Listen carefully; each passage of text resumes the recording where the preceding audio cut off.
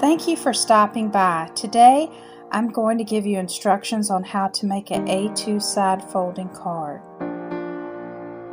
Insert the 8.5 by 11 cardstock long ways into the trimmer.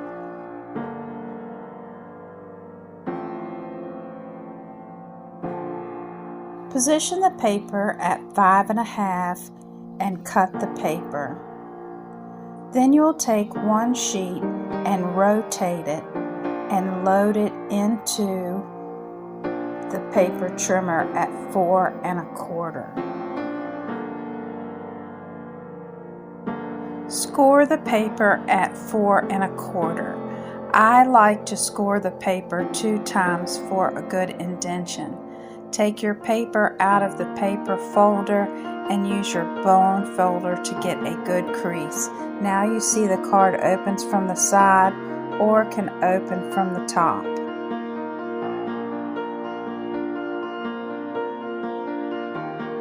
Thank you for stopping by. If you like this video, give it a thumbs up and please consider subscribing.